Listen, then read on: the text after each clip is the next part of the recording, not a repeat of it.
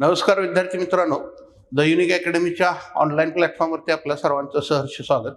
आज STA मुख्य परीक्षा जो जुन्या पॅटर्ननुसार स्पेशलायझेशनचा इकॉनॉमिक्सचा जो भाग होता त्याच्यामधले जे प्रश्न आहेत त्याच्यावरती आज आपण चर्चा करणार आहे. साधारणपणे काही प्रश्नांच्या बाबतीत आयोग डिसाइडिंग फॅक्टर असा असेल, त्यामुळे आपण त्याच्याबद्दल साधारणपणे अंदाज व्यक्त करत नाहीये, पण जे कन्फर्म आहेत त्याच्यावरती आज आपण चर्चा करणार आहोत. त्याच्यामध्ये प्रश्न क्रमांक ए सिरीजमधला प्रश्न क्रमांक जो 49 आहे किंवा 49 नंबर प्रश्न जो आहे तो नाणे बाजाराशी संबंधित आहे. मनी मार्केट म्हणजे ज्याला आपण नाणे बाजार असं म्हणतो. वित्तीय व्यवस्थेमध्ये प्रामुख्याने दोन बाजार पडतात, एक नाणे बाजार आहे आणि दुसरा भांडवल बाजार आहे. आता नाणे बाजाराचा सरळ सरळ अर्थ हा त्यांनी विधान क्रमांक ब यामध्ये दिला. ज्या बाजारामध्ये अल्प मुदतीची कर्जे घेतली जातात आणि दिली जातात त्याला आपण नाणे बाजार असं म्हणतो. ज्या बाजारात दीर्घ मुदतीची कर्जे घेतली जातात तो संबंध त्याच्याशी येणार नाही. पैशाचा व्यवहार अधून मधून करणारा बाजार. आता याच्यात इंग्रजी अर्थ सुद्धा साधारणपणे ओकेजनल मार्केट्स असं म्हटलंय, त्यामुळे ते कुठं पर्यायामध्ये बसत नाही, त्यामुळे आपण ते धाडस करतोय की तो भाग येत नाही. आणि जो पर्याय आहे अशी जागा जिथे पैशाचा व्यवहार होतो, तर पैशाचा व्यवहार हा वित्तीय व्यवहार असा सुद्धा शब्द आहे. म्हणजे इथं शब्दशः बदल आहेत, किंबहुना काही शब्दांच्यावरती आयोगानं लक्ष केंद्रित केलेलं आहे की ज्यामध्ये थोडंसं ट्विस्ट वगैरे आहे. आता वित्तीय व्यवहाराचा संबंध असला तर साधारणपणे आपल्याला हे दोन विधान बरोबर देता येतील. त्यामुळं ह्याचं उत्तर अ आणि ब असं आपण देऊ. अर्थात आयोग काय उत्तर देतंय ह्याच्यावरती बऱ्याच गोष्टी अवलंबून असतात. प्रश्न क्रमांक 49 नंतर प्रश्न क्रमांक 50. आता प्रश्न क्रमांक 50 मध्ये सुद्धा तशीच थोडीफार काही बाब आहे. संपूर्ण ग्रामीण स्वरोजगार योजना केवळ टिंबद्वारे राबवली जाते. आता हा केवळ जो भाग आहे त्याच्याशी संबंधित आणि राबवली जाते ह्याच्याशी संबंधित फिक्स कोण बसतंय, म्हणजे अनेक गोष्टी पडताळून आपण पंचायत राज संस्था असं त्याला म्हणतोय. त्याचं कारण असं की ह्याचा निधी जो आहे तो निधी केंद्र सरकार 80% देते. केंद्र सरकार 80% देणार आणि राज्य सरकार 20% देणार. आता निधीची तरतूद आणि राबवण्याची प्रक्रिया ही साधारणपणे आपण जर का विचारात घेतली तर ह्याच्यात आपल्याला पंचायत राज संस्था, सार्वजनिक खाजगी भागीदारी असं त्याचा स्पष्ट उल्लेख येत नाही. वित्त मंत्रालय राज्य सरकार आणि वित्त मंत्रालय केंद्र सरकार हे दोन्हीही थोडेसे कन्फ्यूज तयार करणार आहेत. आणि राबवली ह्या शब्दाशी संबंध हा जास्त जोडून हा पंचायत राज संस्था असा हा साधारणपणे भाग आपण विचारात घेतोय किंवा फायनल डेस्टिनेशनला तो आपल्याकडे येतोय. 10व्या पंचवार्षिक योजनेत एकूण खर्चाच्या 22.8% एकूण खर्चाच्या 22.8% वाटपासह हे क्षेत्र दुसऱ्या क्रमांकावरती होते.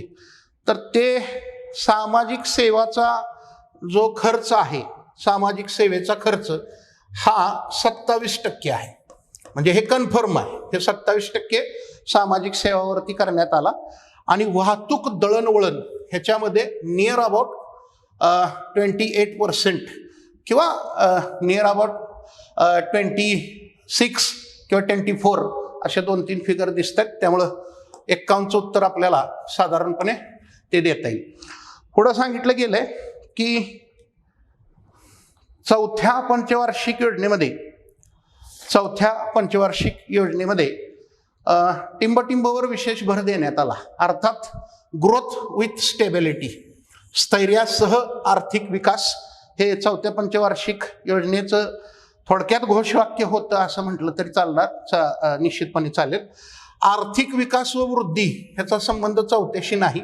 शाश्वत विकासामध्ये आपण 9व्या पंचवार्षिक योजनेच्या पुढे गेलो आणि वृद्धी आणि समता ह्याचा साधारणपणे रोल तिथे येत नाही. त्यामुळे स्थैर्यासह विकास किंवा ग्रोथ विथ स्टेबिलिटी, भारतीय अर्थव्यवस्था ही तिसऱ्या पंचवार्षिक योजनेनंतर परावलंबी झाली होती. त्यामुळे तिला साधारणपणे स्टेबल करण्याच्या दृष्टिकोनातून हा एक साधारणपणे भाग आपल्याला त्या कोटेशनच्या आधारे येतो. त्यानंतर पुढचा प्रश्न आहे, दुसऱ्या पंचवार्षिक योजनेच्या आखणीमध्ये महाल नोबीस प्रतिमानात टिंबटिंब यावर विशेष भर देण्यात आला. आता लघुउद्योग, ग्रामीण उद्योग किंवा माहिती तंत्रज्ञान हे नंतर आहेत, पण दुसऱ्याच पंचवार्षिक योजनेचा विचार करता आपल्याला इथं स्पष्टीकरणामध्ये म्हणजे स्पष्टीकरणात आपल्याला दिसतंय की दुसऱ्या पंचवार्षिक योजनेचं पर्याय प्रतिमान हे ब्रह्मानंद वकील होतं, ज्यांनी उपभोग्य वस्तूंना पसंती दिली होती. उपभोग्य वस्तूंना पसंती दिली होती. आणि PC महालनोबिस प्रतिमान जे आहे, या प्रतिमानाचा संबंध हा भांडवली वस्तू किंवा गुंतवणूक वस्तू असा येतो. भांडवली वस्तू म्हणजेच गुंतवणूक वस्तू. तर त्याला आयोगानंच पाठीमागे एक प्रश्न विचारला होता, त्या प्रश्नाचा पुरावा देता येईल की 1956चं जे काही औद्योगिक धोरण आहे, दुसरं औद्योगिक धोरण, तर ते दुसरं औद्योगिक धोरण जे आहे याच्यामध्ये वस्तूचं उत्पादन कोणत्या घ्यायचं ह्याच्याबद्दल साधारणपणे मतांतर होतं, जे की दोघात होतं, ब्रह्मानंद वकील आणि PC महालनोबिस. पर्यायी प्रतिमान किंवा ब्रह्मानंद वकील यांचं प्रतिमान सरकारनं स्वीकारलंच नाही. मग PC महालनोबिस प्रतिमान स्वीकारलं. तर PC महालनोबिस प्रतिमान स्वीकारल्यामुळं औद्योगिक धोरणाचा उत्पादनाचा भाग हा कोणत्या गोष्टीशी आला, तर 56चं औद्योगिक धोरण हा दुसऱ्या पंचवार्षिक योजनेचा एक महत्त्वपूर्ण भाग आहे. आणि दुसऱ्या पंचवार्षिक योजनेलाच नेहरू महालनोबिस योजना असं म्हटलं जातं. नेहरू महालनोबिस योजना, तिला थोडक्यात पर्यायी नाव आहे किंवा भांडवली वस्तू प्रतिमान असं सुद्धा म्हणतात, किंवा त्याला दुसऱ्या पंचवार्षिक योजनेला अजून एक नाव देता येईल आपल्याला. ते नाव म्हणजे काय, तर भौतिकवादी योजना. तर ही नावं आणि मग साधारणपणे त्याचा संबंध जोडला असता हे आपल्याला स्पष्ट होते की भांडवली वस्तू किंवा गुंतवणूक वस्तू पर्याय त्याला शब्द दिलाय त्यांनी, सो त्याच्यामध्ये तो भाग येतो. त्यानंतर प्रश्न क्रमांक 54 हा आपल्याला काय सांगतोय, तर महात्मा गांधी राष्ट्रीय ग्रामीण रोजगार हमी योजनेअंतर्गत मिळणाऱ्या रोजगाराबाबत खालीलपैकी कोणते विधान योग्य आहे. तर ही योजना जी आहे ती जॉब कार्डच्या आधारे चालते. म्हणजे जॉब कार्ड काढलं जातं आणि ते जॉब कार्ड काढून त्याच्यातनं बेनिफिशरी हा साधारणपणे ॲड होत असतो. आता ह्याच्यात अगदी प्रशासकीय व्यवस्थेतल्या लोकांच्या सोबत चर्चा केल्यानंतर सुद्धा असं आढळलं की एका कुटुंबाचं जर जॉब कार्ड काढलं तर 100 दिवसाचा रोजगार हा डिवाइड होतो. म्हणजे 100 दिवस रोजगार हे कन्फर्म आहे, 100% कन्फर्म 100 दिवस रोजगार हे विधान आहे. मग तो कुटुंबाला मिळतो का व्यक्तीला मिळतो, तर जॉब कार्ड कुटुंबाचंही निघतं, पण 100 दिवसात तो डिवाइड होतो. म्हणजे कसं, तर सपोज त्या फॅमिलीमध्ये 5 लोक आहेत, कुटुंब आहे त्यात 5 लोक आहेत, मग 100 5 डिवाइड झाला तर एका व्यक्तीला 20 दिवस असं त्याचं कॅल्क्युलेशन आहे. म्हणजे हे स्ट्रक्चर आहे, प्रशासकीय व्यवस्थेमधल्या लोकांसोबत चर्चा केल्यानंतर दिसलं. पण जॉब कार्ड हे प्रायोरिटीनं व्यक्तीचं निघतं, कुटुंबाचं निघण्याच्या पेक्षा व्यक्तीचं निघतं. सो प्रौढ व्यक्तीस दिला जाणारा रोजगार हे आपल्याला उत्तर तिथं आपण ग्राह्य धरलंय. अर्थात आयोग काय उत्तर देते त्याच्यावरती बऱ्याच गोष्टी अवलंबून आहेत. प्रश्न क्रमांक 55 जो आहे तो 10व्या योजनेत कोणत्या बाबी साध्य करणे हे शक्य झाले नाही. आता इथं बऱ्यापैकी साधारणपणे बाबी कुठल्या शक्य झालेल्या नाही, तर त्यातलं एक जे विधान आहे ते जास्तीत जास्त संयुक्तिक ठरतंय. म्हणजे दारिद्र्य पातळी कमी करणे हे शक्य झालंच नाही अर्थात. आता त्याचा संबंध बेरोजगार पातळी कमी करणे हे सुद्धा विधान निश्चितपणे अगदी 100% त्याला संयुक्तिक आहे. पण आपण अ आणि ब असा विचार न करता 10व्या पंचवार्षिक योजनेमध्ये बचत व गुंतवणूक दराचा संबंध हा होता किंवा बचत व गुंतवणूक दराच्या दृष्टिकोनातून त्याच्यात ऑब्जेक्ट्स होते. त्यामुळं क सुद्धा त्याच्यात येणार, म्हणजे हे सुद्धा आपल्याला साध्य झालं नाही. आता अ ब आणि क असा पर्याय कुठं नाही. त्यामुळं आपल्याला परकीय चलनाशी संबंधित व्यापाराशी संबंध शोधण्याचा प्रयत्न केला, तो कुठं सापडला नाही. मग त्यामुळं आपल्याला यापैकी सर्व म्हणजे कुठलंच साध्य झालं नाही, शक्य झालं नाही म्हणण्यापेक्षा यापैकी कुठलंच साध्य झालं नाही. म्हणजे आपण प्रश्न ज्यावेळी सोडवतो आणि एक्झॅक्टली आपण उत्तर ज्यावेळी देत असतो त्यावेळी त्याच्यात खूप मोठा फरक आपल्याला दिसतो. आणि मग आपण उत्तर कॉन्फिडंट असण्याच्या दृष्टिकोनातून जास्त महत्त्व द्यायला पाहिजे या दृष्टिकोनातून जर तरचा थोडाफार संबंध लावला जातोय. प्रश्न क्रमांक 56 मध्ये आपल्याला असं दिसतंय की भारतातील 2019-20 चा विचार करता FDI इक्विटीच्या प्रवाहाबाबत खालील क्षेत्र मांडणी चढत्या क्रमाने लिहा. चढत्या क्रमाने. आता चढत्या क्रमाने लिहिताना सगळ्यात कमीवाला पहिला येणार. ते सगळ्यात कमीवाला म्हटला तर साधारणपणे सागरी वाहतूक, म्हणजे याला आपण 4 नंबर देऊ शकतो. त्यानंतर शिक्षणाचा संबंध येईल, ह्याला आपण 3 नंबर देऊ शकतो.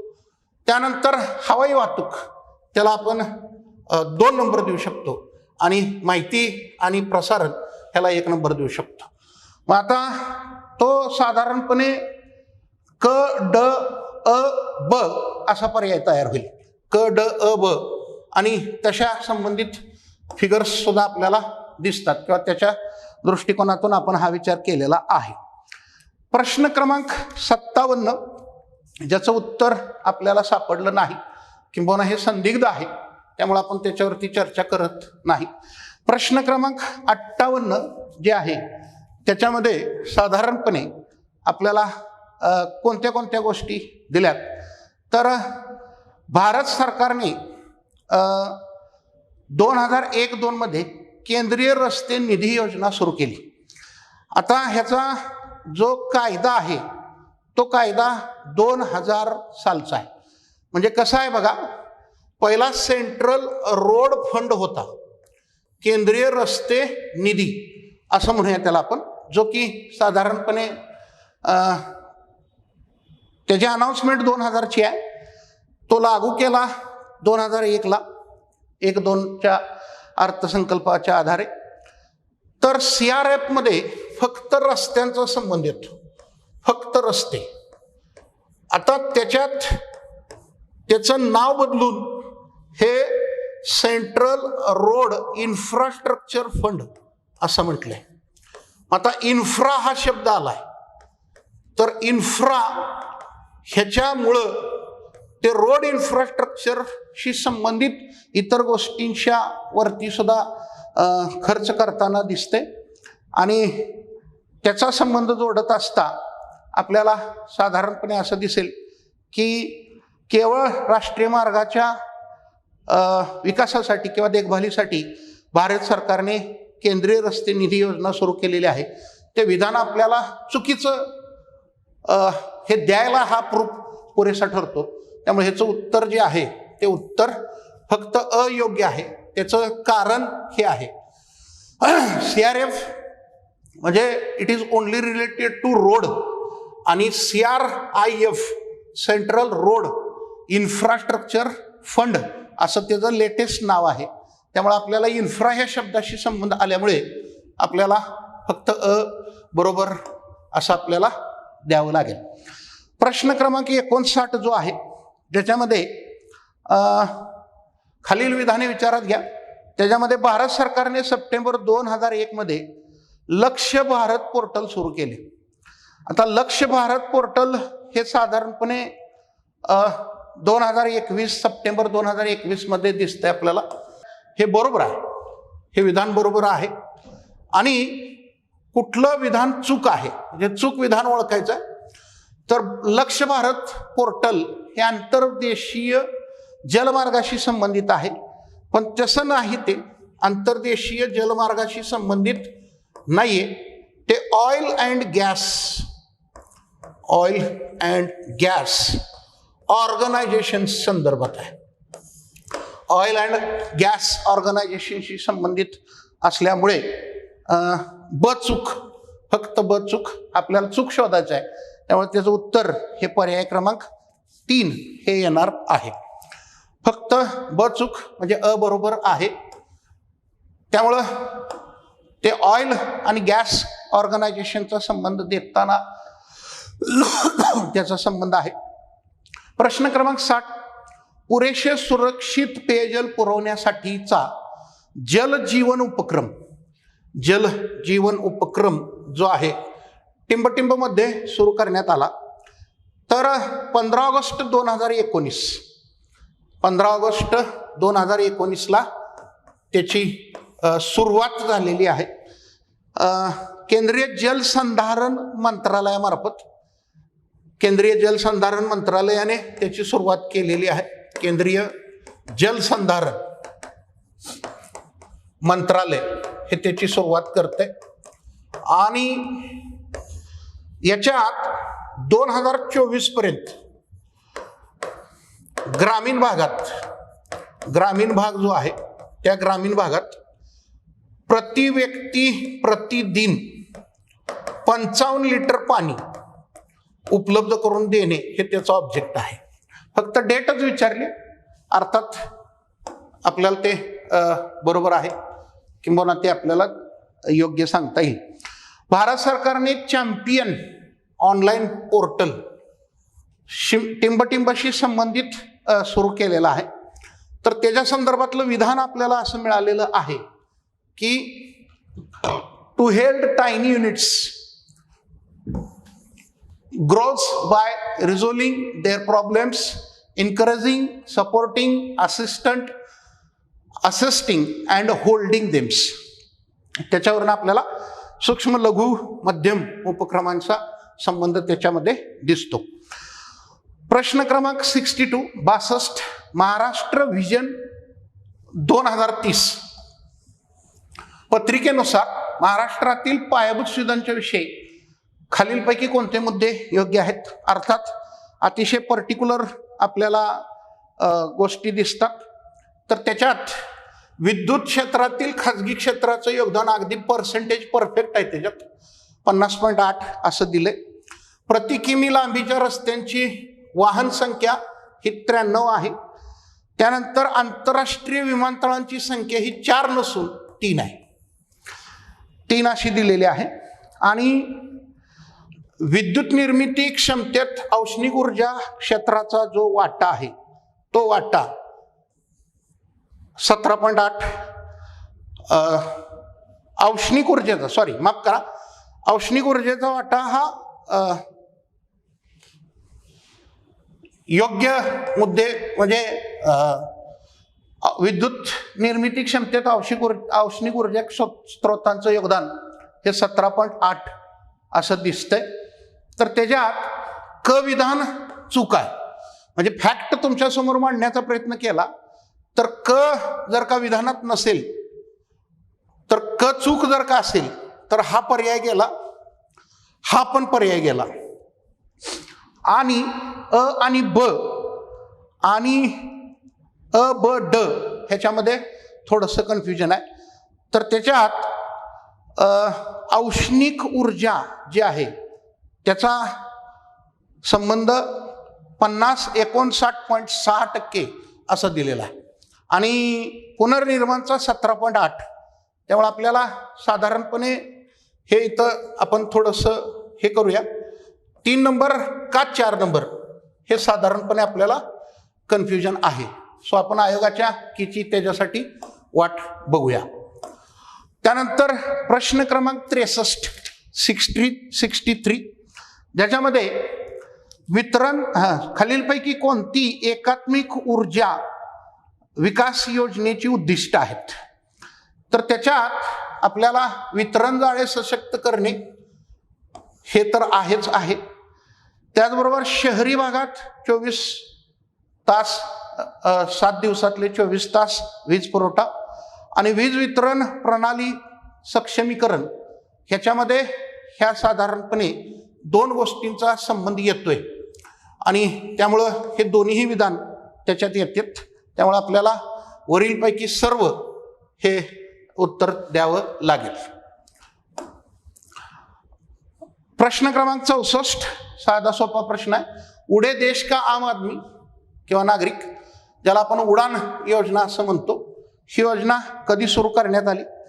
तर ही योजना 21 ऑक्टोबर 2016ला 21 ऑक्टोबर 2016 ही तिची डेट आहे आणि मिनिस्ट्री ऑफ सिव्हिल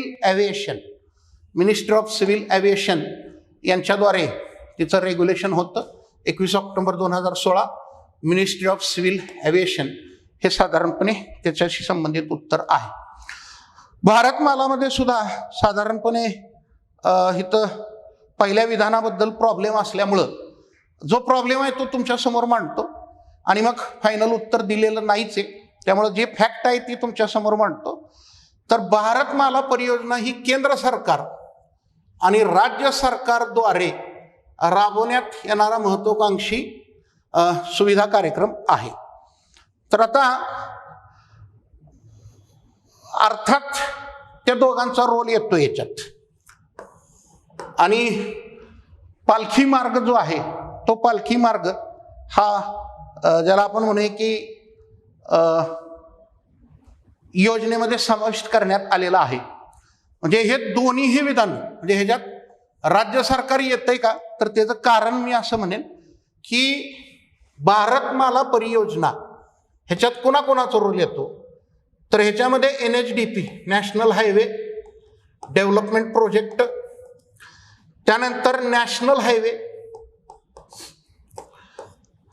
त्यानंतर औद्योगिक इंडस्ट्रीयल ज्याला म्हणतो इंडस्ट्रीयल डेव्हलपमेंट कॉर्पोरेशन, औद्योगिक विकास महामंडळ आणि राज्य सरकारचं सार्वजनिक बांधकाम विभाग यांचा रोल येतो. तर हा येत असल्यामुळं विधान 1 हे बरोबर आहे आणि विधान 2 याच्याबद्दल डिक्लेअर केलेत आणि त्याच्यात साधारणपणे त्याचं लँड एक्विजिशन हे 98% झालंय असं मिळतंय त्याच्यात. आणि अर्थात नॅशनल हायवे म्हणजे त्यांचा समावेश होतोय. तर त्याचं थोडंसं कन्फ्युजन असं आहे की बाबा त्याचा समावेश होतो का नाही होत. डिक्लेरेशन आहे, डिक्लेरेशन असल्यामुळं आपण त्याचं उत्तर दोन्हीही असं म्हणू शकतो. प्रश्न क्रमांक 66 त्याच्यात इंडोनेशियातील बाली या ठिकाणी 3 ते 7 डिसेंबर 2013 या ठिकाणी जागतिक व्यापार संघटनेची 9वी त्रिमंत्रीय परिषद बैठक झाली. हे विधान बरोबर आहे.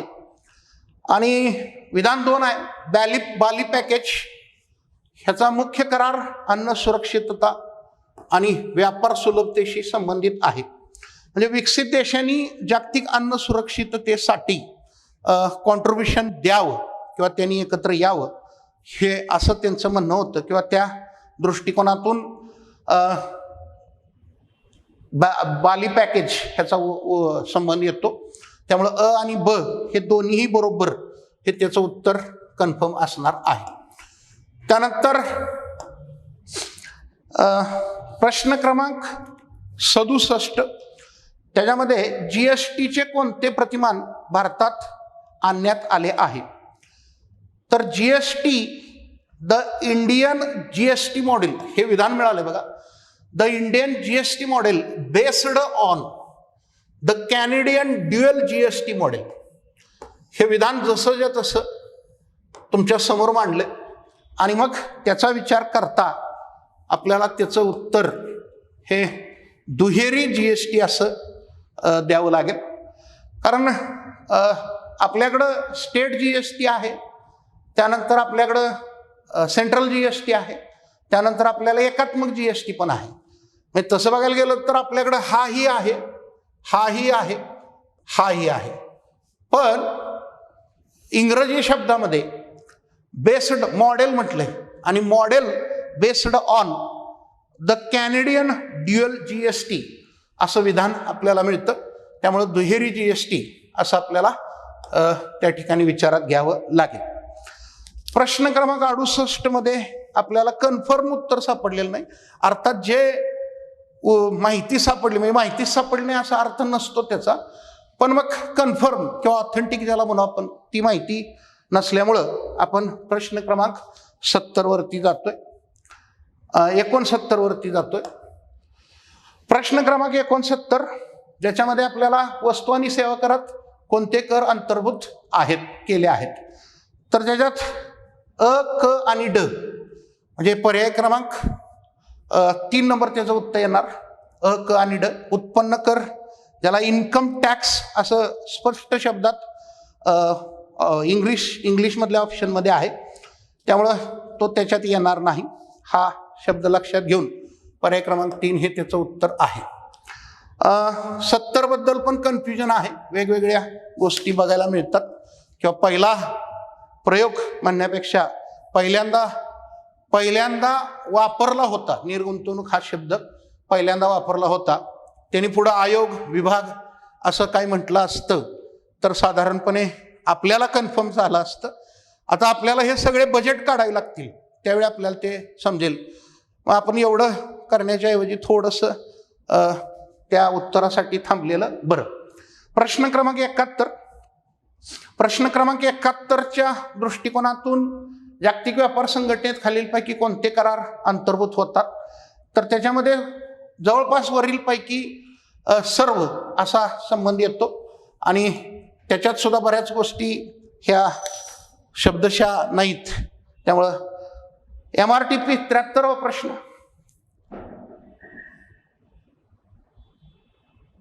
हा प्रश्न क्रमांक 72 मध्ये ब, क आणि ड वित्तीय सुधारणा, व्यवहार तोल आणि महागाई, औद्योगिक खुलेपणा हा साधारणपणे ओपन स्काय पॉलिसीचा आहे किंवा LPGच्या दृष्टिकोनातून आहे, पण आपल्याला स्थूल आर्थिक स्थिरीकरण असं म्हटलंय, त्यामुळे आपण त्याचा रेफरन्स घेऊ शकतो. पुढं 73 नंबर MRTP कायदा 1960 रद्द करून स्पर्धा कायदा 2002 ने बदलला व तो कधीपासून लागू करण्यात आला. तर 1 सप्टेंबर 2009 त्याचं जे नोटिफिकेशन आहे,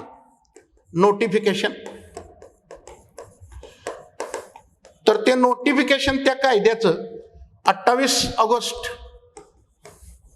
2009 आहे. 28 ऑगस्ट 2009.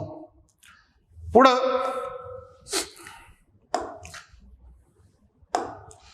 प्रश्न क्रमांक 74 अ आणि ब याचा साधारणपणे आपल्याला संबंध घ्यावा लागेल.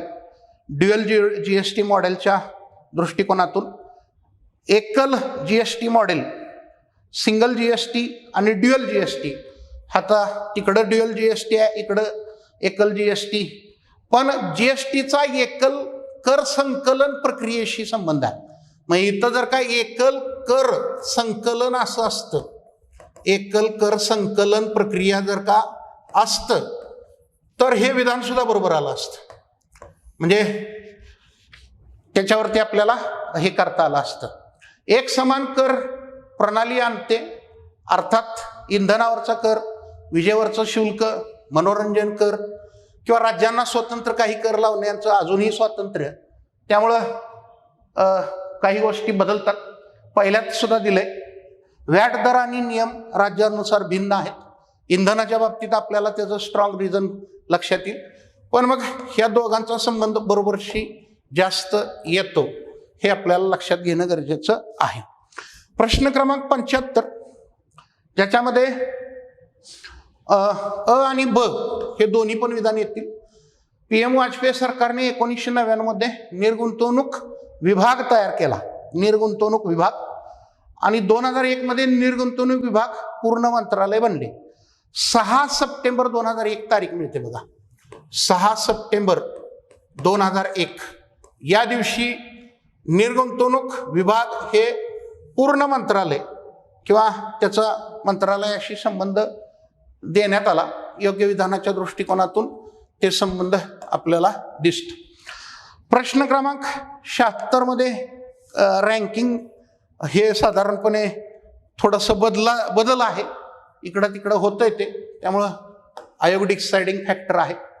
पुढचा प्रश्न आहे 77वा. ब्रिक्स विमेन बिझनेस अलायन्सेस संदर्भातील पुढील विधाने विचारात घ्या. तर त्याच्यात जुलै 2020 मध्ये अधिकृत या उपक्रमांची सुरुवात झाली, हे विधान बरोबर आहे. परस्पर लाभाचे प्रकल्प ओळखून आणि महिला उद्योजकांच्या व्यावसायिक संबंधांना चालना देऊन ब्रिक्स देशातील द्विपक्षीय व्यापाराला चालना देणे हा त्याचा उद्देश होता, हेही बरोबर आहे. आणि ब्रिक्स देशातील 25 महिला नेत्यांचा त्यामध्ये समावेश होता. त्यामुळं ब आणि क हे बरोबर, ब व क फक्त बरोबर, हे आपल्याला चूक आहे. हा, पुढं प्रश्न क्रमांक 78. विदेशी व्यापार धोरण 2015 ते 20 अंतर्गत पूर्वी अस्तित्वात असलेल्या कोणत्या योजनेच्या बदल्यात भारतातून सेवा निर्यात योजना सुरू करण्यात आली? तर 2004 ते 9 व्यापार धोरणामध्ये 2004 ते 9 मध्ये ही योजना होती. 2004 ते 9 सर्व फ्रॉम इंडिया. तर विदेशी व्यापार धोरण 2015 ते 20 अंतर्गत पूर्वी अस्तित्वात असलेल्या, बघा शब्दात, पूर्वी अस्तित्वात असलेल्या कोणत्या योजनेच्या बदलात भारतातून सेवा निर्यात योजना सुरू करण्यात आली? तर ते सर्व फ्रॉम इंडियाची पूर्वी अस्तित्वात असलेली ती योजना आहे, सर्व फ्रॉम इंडिया. प्रश्न क्रमांक 79, त्याचं उत्तर 97-98. प्रश्न क्रमांक 80 ह्याच्यामध्ये खालीलपैकी कोणता जागतिकीकरणाचा निकष नाही? आता जागतिकीकरणाचे 3 मुक्त प्रवाह आहेत. भांडवलाचा मुक्त प्रवाह, तंत्रज्ञानाचा मुक्त प्रवाह आणि श्रमाचा मुक्त प्रवाह. इथं नाही हे विधान दिले, नाही, त्यामुळं ते जाणार. आणि मग मिळतं जुळतं देशांमधील व्यापारविषयक निर्बंध कमी करणे हा सुद्धा त्याच्याशी संबंधित येतो. म्हणजे इथं नाही असं दिलंय. आणि विविध देशांचा श्रमाचा मुक्त संचार नसणे, मुक्त संचार नाही, म्हणजे असणे हे त्याचं उत्तर येतं. सॉरी, हे बरोबर येणार. प्रश्न क्रमांक 81.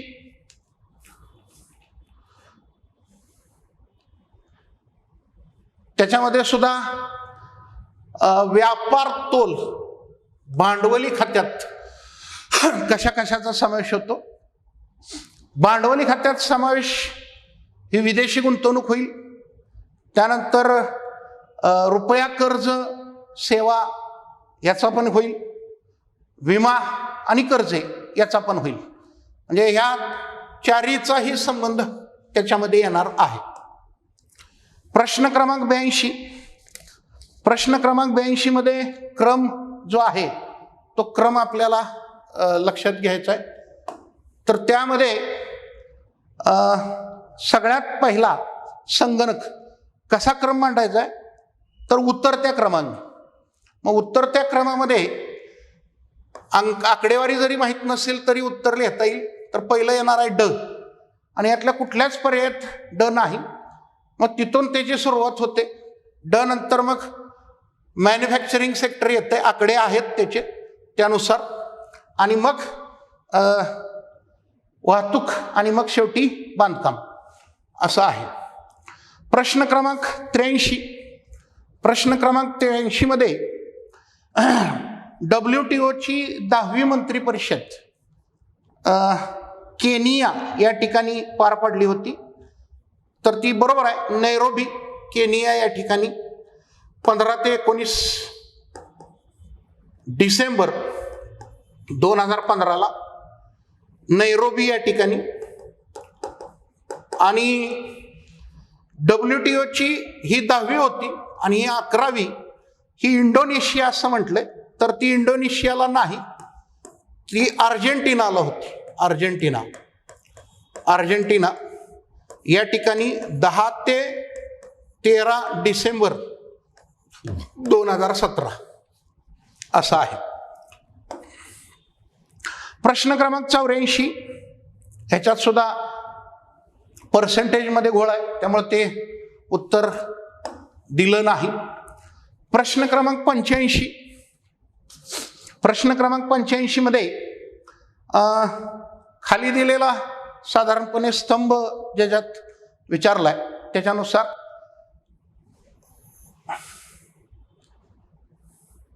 हा 4 1 3 2 असं त्याचं उत्तर होते. 4 1 3 2. प्रश्न क्रमांक 86 मध्ये FRBM कायदा जुलै 2004 पासून लागू झाला.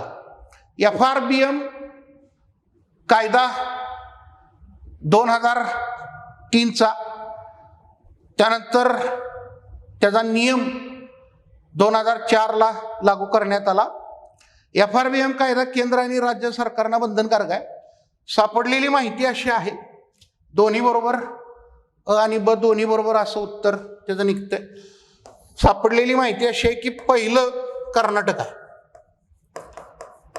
2002ला, आणि त्याच्यानंतर 2002 ते 7 जवळपास त्याच्यात सगळ्या राज्यांचा संबंध येतोय असं साधारणपणे माहिती त्याच्यात दिलेली आहे. प्रश्न क्रमांक 87 हे विधान, पहिलं जे विधान आहे ते कन्फर्म बरोबर आहे, आणि दुसऱ्या आणि तिसऱ्या विधानामध्ये काय केलंय तर 275चा संबंध सहाय्याची गरज आणि 282चा संबंध सार्वजनिक उद्देश असा आहे. त्यामुळं फक्त अ बरोबर असं विधानात्मक दृष्टिकोनातून आपल्याला सांगता येईल.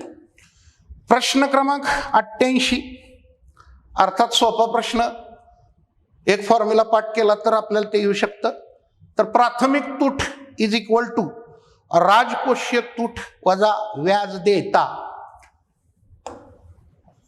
प्राथमिक तूट इज इक्वल टू राजकोषीय तूट वजा व्याज देता, म्हणजे घेतलेल्या कर्जावरील व्याज आहे हे राजकोषीय तूट नियंत्रणात ठेवण्यासाठी असणारी उपाययोजना आहे, त्यामुळे ते त्याचं उत्तर येणार. प्रश्न क्रमांक 89 त्याच्यामध्ये 14व्या वित्त आयोगाचा संबंध. 14व्या वित्त आयोगानं ते शिफारस केली होती 71च्या लोकसंख्येचा वापर न करता 2011चा करावा. पण 15व्याने परत असं सांगितलं की लोकसंख्या जी जास्त आहे, 15व्या वित्त आयोगाने लोकसंख्या घटकाला 15% भारांक दिला आहे, तो पूर्वी 27.5% होता, म्हणजे त्यांनी लोकसंख्येच्या दृष्टिकोनातून रेफरन्स दिलेला आहे. प्रश्न क्रमांक 90, 15व्या वित्त आयोगाच्या शिफारशीनुसार पुढीलपैकी कोणत्या राज्याला 2021-22 ते 25-26 या कालावधीत केंद्रीय करामध्ये सर्वाधिक वाटा असेल? तर अर्थात त्याचं उत्तर UP आहे, पण त्याचा साधारणपणे पर्सेंटेज आपण बघू शकतो. तर हे पहिले 3 आहेत, हे पहिले 3 ज्यांची साधारणपणे पहिले 3 राज्य, आणि हे शेवटचे 3 आहेत, ते एकत्र झालेत, हे शेवटचे 3 आहेत. आणि महाराष्ट्राला हे तर स्टार करू आपण, महाराष्ट्राला मिळणारा वाटा हा 6.135 आहे. अर्थात हे आकडे जे मेन्सला आहेत त्यांना तोंडपाठ असतात. प्रश्न क्रमांक 91, थोडंसं ज्याला आपण इकॉनॉमिक्सच्या दृष्टिकोनातून जरा एक जजमेंटल इश्यूच्या संबंधित प्रश्न आहे, त्यामुळे त्याच्यावरती पण जाता येत नाही आपल्याला. प्रश्न क्रमांक 92, केंद्रीय अर्थसंकल्प 2021-22 मध्ये 13 क्षेत्रांसाठी उत्पादन संलग्न प्रोत्साहन योजना सुरू करण्यात आली. तर ते 13 नसून 14 आहे, त्यामुळे ते विधान चुकीचं होणार. आणि 5 वर्षाच्या कालावधीसाठी होती, हे बरोबर आहे. तर फक्त ब योग्य हे त्याचं उत्तर आपल्याला देते. प्रश्न क्रमांक 93, ह्याच्यामध्ये खरेतर उत्पन्नाची साधनं हे आपल्याला समोर दिलेत, त्यामुळं आपल्याला संदिग्ध असं म्हणतोय आपण. त्याचं कारण असं की कर स्वरूपातील महसूल जो आहे तो प्रत्यक्ष कर, उत्पन्नातील उत्पन्नावरील व व्यवहारावरील कर, अप्रत्यक्ष कर किंवा करांपासून मिळणार उत्पन्न, करेतरमध्ये अनुदान, प्रशासन उत्पन्न, देणग्या, व्याज प्राप्ती, विदेशी कर्ज, गुंतवणूक. म्हणजे कर्ज हे करेतरमध्ये येईल, देणगी पण येणार. त्यानंतर फी किंवा साधारणपणे दंड वगैरे ह्याचा सुद्धा संबंध प्रत्यक्ष महसुलामध्ये येतो. त्यामुळे हे इकडं तिकडं असा संबंध आहे, त्यामुळे ते बघूया काय होतंय त्याचं. प्रश्न क्रमांक 94, खालीलपैकी प्रत्यक्ष कर कोणते आहेत? प्रत्यक्ष कर विचारलेत तर संपत्ती कर हा प्रत्यक्ष कर आहे, संपत्तीवरील कर. आणि मग उत्पन्नावरील कर, इन्कम टॅक्स. हा वस्तू व सेवा कर हा अप्रत्यक्ष आहे.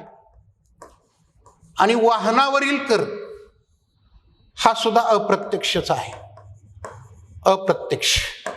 त्याचा भार ग्राहकावरती पडतो, त्यामुळे अ आणि ब हे त्याचं उत्तर निश्चितपणे देता येईल. प्रश्न क्रमांक 95, शून्याधारित अर्थसंकल्प 1986 त्याच्याबद्दलची एक्सप्लेनेशनची माहिती भरपूर आहे आपल्याकडं.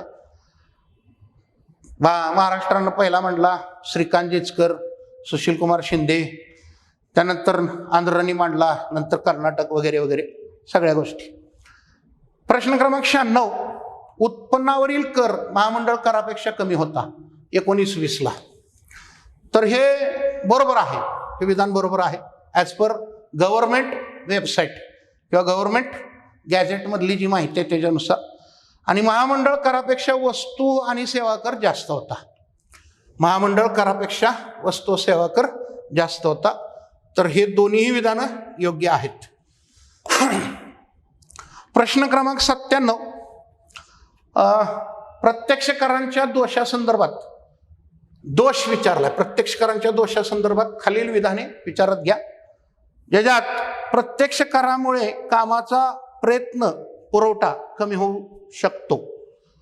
तर त्याच्या पाठीमागे बरेच फॅक्टर आहेत. हे विधान योग्य आहे. आणि प्रत्यक्ष कर बचत आणि गुंतवणुकीसाठी प्रोत्साहन कमी करतात, हेही विधान बरोबर आहे. त्याच्या पाठीमागे बऱ्याच गोष्टी आहेत. प्रश्न क्रमांक 98, ज्याच्यात भारताचा सार्वजनिक खर्च वाढण्याची यापैकी प्रमुख कारणे आहेत. तर ती सगळीच आहेत. प्रशासकीय यंत्रणेचा विस्तार किंवा आपण अतिरिक्त नोकर भरती असं सुद्धा म्हणतो.